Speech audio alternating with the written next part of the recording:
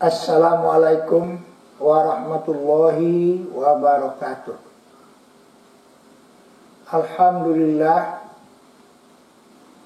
Alhamdulillahi rabbil alamin. Allazi khalaqal insana min alaq. Allazi 'allamahul insana bil qalam. Wallazi 'allamahu ma lam ya'lam. Asyhadu an la ilaha illallah wa asyhadu anna Muhammadan abduhu wa rasuluh sallallahu alaihi wasallam. Allahumma salli ala sayyidina Muhammad wa ala alihi wa ashabihi wa man tabi'ahu bi ihsani ila yaumiddin. Para pendengar, anggota jamaah wiritan yang saya hormati, alhamdulillah kita bersyukur kepada Allah Subhanahu wa taala masih kita disehatkan, diberikan beraneka ragam nikmat sehingga kita mampu melaksanakan pengabdian kepada Allah Subhanahu wa taala. Kemudian selawat dan salam untuk Nabi kita Nabi Muhammad sallallahu alaihi wasallam, Sayyidil Alam, yang telah memandu umat manusia dari alam gelap gulita kepada alam yang terang benderang dengan ilmu dan iman. Hadirin ya rahimakumullah, pada kesempatan ini saya akan menyampaikan suatu hadis, merupakan hadis Rasulullah Sallallahu Alaihi Wasallam yang menyatakan bagaimana pentingnya ilmu dalam agama Islam. Hadis itu berbunyi begini: Innallaha yaqbidul ilma biqabadil ulama yantazi'u intiza'an minal ibadi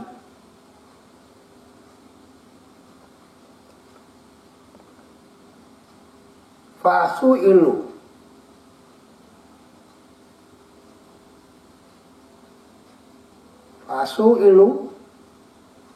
faya'khuzu ru'usan juhalan faftau bi ghairi ilmin fadallu wa adallu. Rawahu jamaah. Hadirin dan hadirat rahimakumullah, hadis ini menyatakan bahwa sesungguhnya Allah Subhanahu wa ta'ala yaqbidul ilma, menggenggam ilmu, biqabadil ulama, dengan genggaman ulama. Yang dimaksud dengan ilmu itu adalah Islam. Allah menaruhkan Islam, mempertahankan Islam, melestarikan agama Islam biqabadil ulama, dengan genggaman para ulama.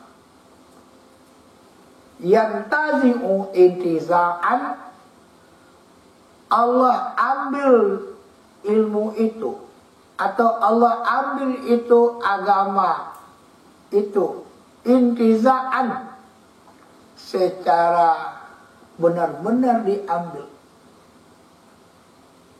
minal ibadi, daripada hamba-hambanya. Maksudnya Allah mengambil Bukan Islam yang Allah ambil, tetapi ulama Allah matikan.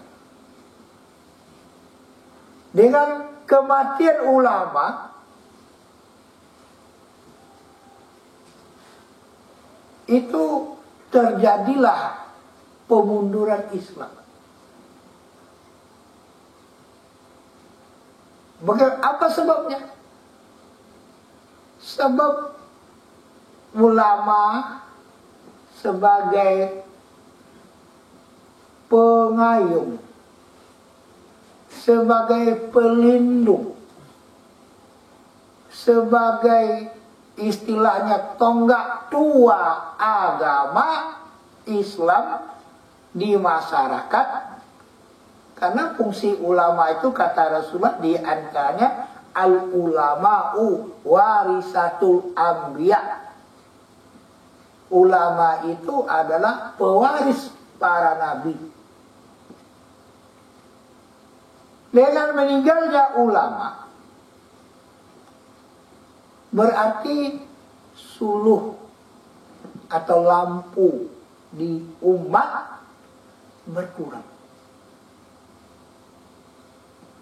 Apa yang terjadi? Paya huzuru usan juhalan. Maka masyarakat atau umat mengambil ru'usan juhalan, pemimpin agamanya atau para pemimpinnya juhalan, sifatnya bodoh. Bodohnya bukan di bidang yang lain-lain, tapi bodohnya di bidang agama. Dia tidak paham tentang ilmu alat. Ibarat orang bengkel sebagai teknisi, kalau lah Honda, teknisi Honda itu harus ada ilmunya, harus ada alatnya. Dia sebagai seorang ulama yang baru dikatakan ulama harus punya ilmu-ilmu tertentu sebagai alat pengolah Al-Quran dan hadis. Yang termasuk ilmu alat atau alat-alat ulama sebagai dia ulama. Yang pertama adalah ilmu tentang bahasa Arab, yaitu ilmu nahu, ilmu saraf. Yang berikutnya tentang pengambilan hukum, ilmu usul fikih. Tanpa ilmu usul fikih, maka sembarangan saja ayat atau hadis mau disarungkan artinya. Kata Rasulullah, "Falyatabawa maq'adahu minan nar." Orang yang menerjemahkan ayat, meletakkan hukum-hukum ayat dan hadis itu, yang pantas untuknya adalah neraka. Supaya kita tidak sesat, memahami Al-Quran dan Sunnah itu harus ada dasar ilmunya. Ilmu usul fikih namanya. Di sana bisa kita lihat bentuknya ayat ini. Fala taqul lahuma uffin, contohnya. Kalau sesuai dengan bentuk kata-kata kis, berdosa. Tapi yang mafhumnya lebih daripada itu. Apa mafhumnya? Contohnya, bagaimana memukul orang tua, bagaimana mencantik orang tua. Yang lain hanya kata-kata kis.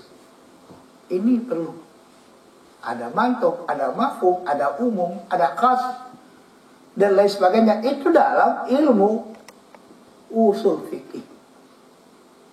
Ini nahu, saraf, usul fikih, balaghah. Balaghah itu seni kandungan Al-Quran.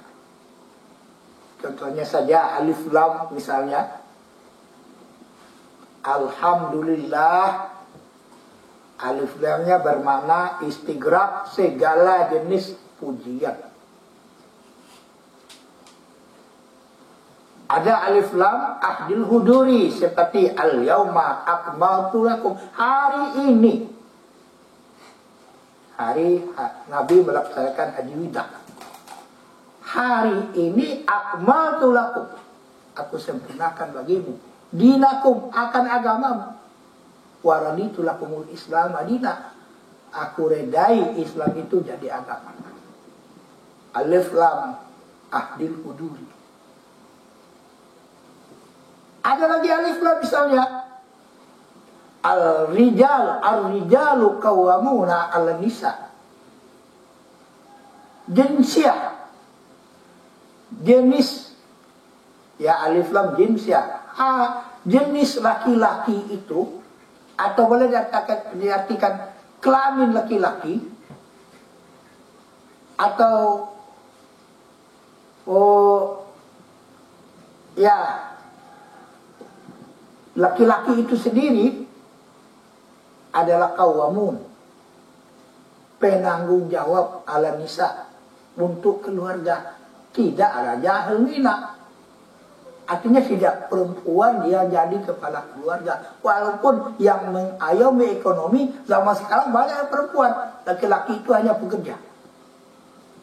Tapi yang kepala rumah tangga sesuai dengan ayat adalah rijal. Ada lagi alif lam misalnya, ada tambahan kalimat azan subuh. As-salatu khairu minan naum. Salat itu lebih baik daripada tidur. Bagaimana kalau seorang pekerja masjid hari misalnya, atau muazzin jam 2 malam dia bangun, tapi tidak ada waktu, tidak ada jam, dikiranya hari sudah subuh, dia ucapkan as-salatu khairum minan naum. Apakah maknanya salat tahajud? Apakah maknanya itu kalimat salat isya? Tidak. Sebab alif lamnya itu menyatakan ahdiz zihni, yang terlintas di otak. Berarti alif lam ahdiz zihni, menyatakan apa yang tergambar dalam kepala kita. Mengucapkan as-salatu khairum minan naum, itu salat semuanya. Alif lam itu ilmu balaghah itu. Tanpa ilmu balaghah tidak bisa memahami Al-Quran secara mendalam. Contoh yang paling dalam lagi contohnya, ada ayat dalam surah Al-Insyirah, inna ma'al usri yusra. Diulang, wa inna ma'al usri yusra. Sesungguhnya di balik kesulitan ada kemudahan, dan di balik kesulitan itu ada kemudahan. Saya pernah tanya sama khutabah sebagai terhadap seorang pembicara, pendakwah, apa maknanya sih kira-kira di Ustaz? Ya, ulangnya itu menunjukkan penguatan tauhid, benar. Tapi tidak di saat dia sama hanya itu. Kalau menurut ilmu balaghah, kata khusus atau ma'rifah diulang 2 kali, makna yang kedua yang pertama juga. Al-usri, inna ma'al usri, jadi balik kemudahan, kesulitan itu yang pernah dialami oleh seseorang. Tabah melakukan yakin dengan Allah, yusran itu pakai tanwin, kata umum. Umum itu dibalik satu kesulitan yang nyata ada kemudahan, tapi banyak, namanya kata umum atau nakirah. Diulang lagi, wa inna ma'al usri, dibalik kesulitan itu juga ada kemudahan banyak. Bukan yang pertama lagi, tapi banyak yang lain. Seolah-olah arti ayat itu di balik satu kesulitan ada kemudahan yang banyak. Di balik kesulitan itu juga ada lagi kemudahan yang banyak yang lain lagi, tapi tidak yang pertama. Bagaimana mengartikan dengan bahasa Indonesia yang baik tanpa ada ilmu pengetahuan balaghah? Ini perlu seseorang itu yang jadi ulama harus ada ilmu alat untuk memahami Al-Quran dan Sunnah. Tambah lagi ilmu mantik, logika, ilmu bermain bahasa. Contohnya saja bahasa itu wanisbatu al-fazilil ma'ani. Bangsa membangsakan makna satu lafaz itu bagi mana-mananya khamsatu aqsamin, minimal 5 macam. Bila nuksani, tanpa ada kekurangan. Ada namanya tawatu, ada tasyakuk, ada takhalluf, ada istilah. Tanpa dikaji itu, jangan dicoba-coba mengartikan bahasa Arab, Al-Quran dan Sunnah tanpa ada ilmu itu. Tuh, berarti yang 5 itu ilmu yang berkaitan dengan bahasa. Memahami Al-Quran itu karena Al-Quran bahasa Arab perlu ada ilmu alat tentang bahasa itu. Saya ulangi. Pertama ilmu nahwu, yang kedua ilmu saraf, yang ketiga ilmu usul fikih, yang keempat ilmu balaghah, yang kelima ilmu mantik. Tanpa ada yang lengkap ilmu-ilmu ini bukan ulama, tapi ini adalah khutaba. Kata Rasulullah, saya fi akhir zaman qalilul ulama wa kasirul khutaba. Akan tiba masanya pada akhir zaman nanti sedikit banyak yang pandai bicara, khatib banyak, pendakwah banyak, tapi kalilul ulama wa kasirul khutaba, sedikit yang berkelas ulama dan banyak yang berkelas khutaba. Itu tentang ilmu alat di bidang bahasa. Ada lagi 2 ilmu lainnya, yaitu ilmu tentang tafsir yang berkaitan dengan asbabun nuzul, maudhu' ayat. Tidak sembarangan aja ayat itu dipakai. Ya, contohnya ada ayat Inja'akum fasikum binaba'in fatabayyanu. Jika datang kepadamu siapa yang datang fasikun, disimpain orang yang merusak. Fatabayyanu, telusuri dulu, tabayun dulu. Siapa orang yang merusak itu? Apa kategorinya?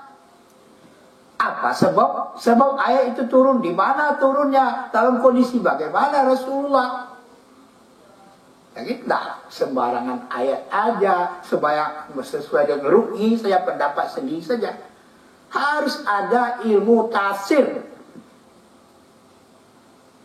Ini sebagai seorang ulama wajib tahu dengan ilmu tafsir. Bukan tafsir.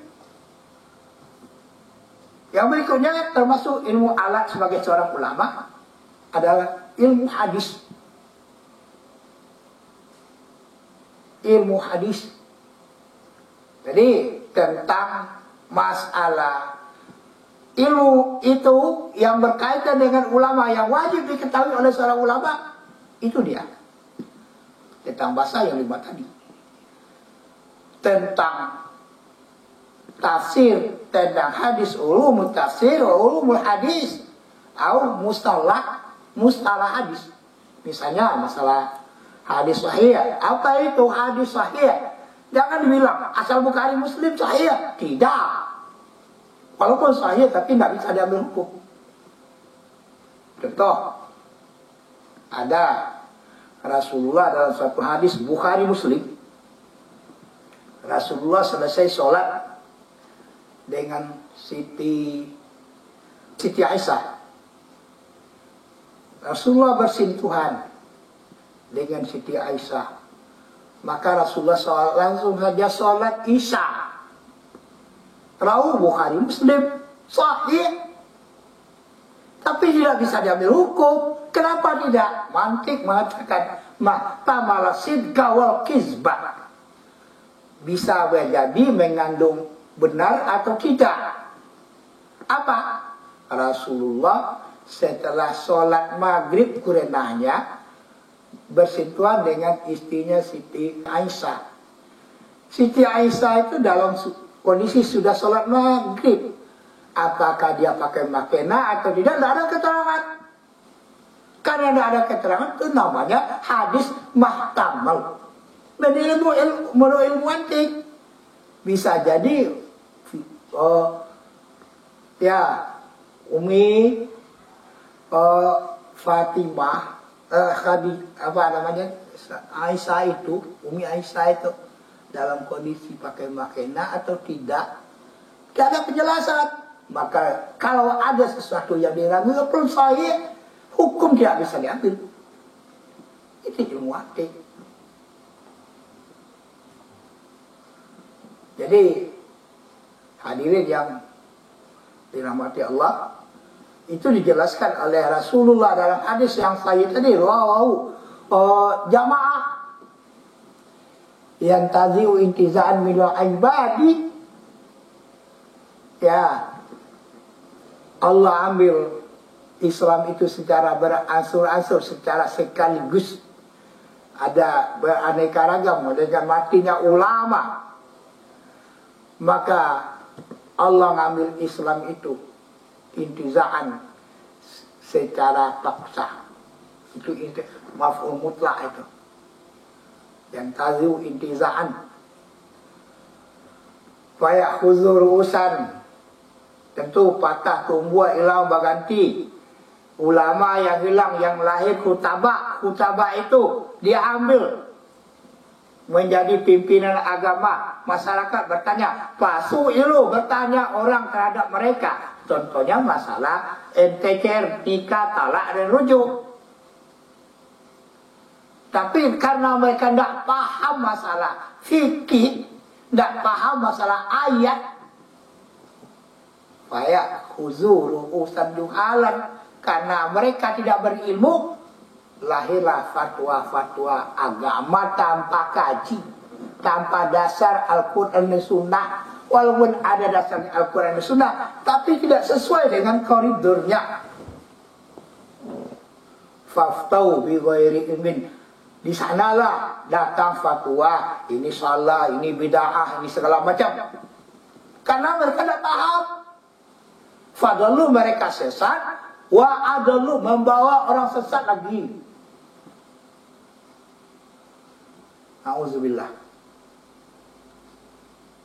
Dan ini sebagai uraian singkat yang dapat saya sampaikan kepada hadirin dan yang sempat mendengarkan maksud yang hadis tadi. Semoga para pendengar, masyarakat mengetahui bahwa ulama itu tidak orang yang kuat saja ibadahnya tapi dia tidak berilmu di bidang agama, bukan ulama, kutabak namanya.